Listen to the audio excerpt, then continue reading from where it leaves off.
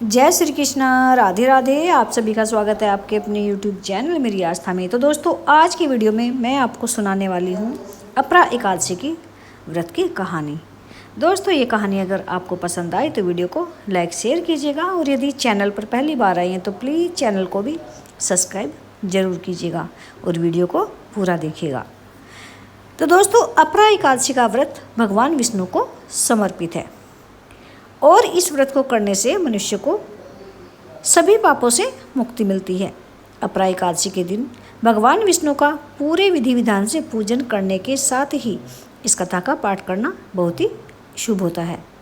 तो जान लेते हैं अपरा एकादशी की व्रत कथा। युधिष्ठिर ने पूछा, हे जनार्दन, ज्येष्ठ के कृष्ण पक्ष में किस नाम की एकादशी होती है?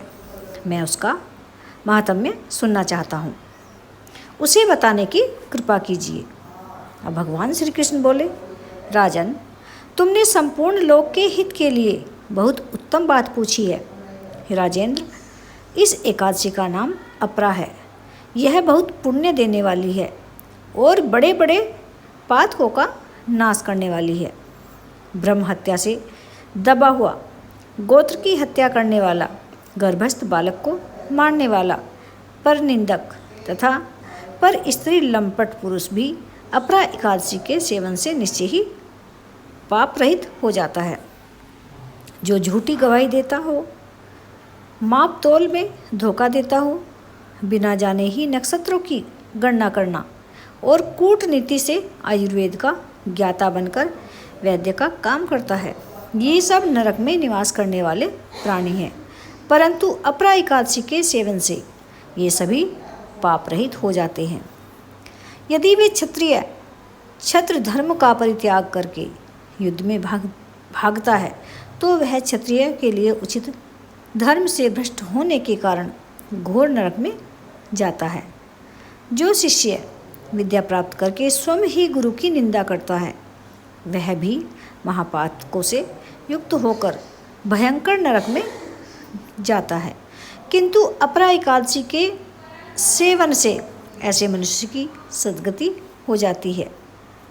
माघ में जब सूर्य मकर राशि पर स्थित हो, उस समय प्रयाग में स्नान करने वाले मनुष्य को जो पुण्य होता है, काशी में शिवरात्रि का व्रत करने से जो पुण्य प्राप्त होता है, गया में पिंड दान करके पितरों को तृप्ति प्रदान करने वाला पुरुष जिस पुण्य का भागी होता है, बृहस्पति के सिंह राशि पर स्थित होने पर गोदावरी में स्नान करने वाला मानव जिस फल को प्राप्त करता है, बद्रिकाश्रम की यात्रा के समय भगवान केदार के दर्शन से तथा बद्री तीर्थ के सेवन से जो पुण्य फल उपलब्ध होता है, तथा सूर्य ग्रहण के समय कुरुक्षेत्र में स्नान करने से, स्वर्ण दान करने से अथवा अर्ध प्रसूता गोदान करने से जो फल मिलता है, वही फल अपरा एकादशी के व्रत से मिलता है।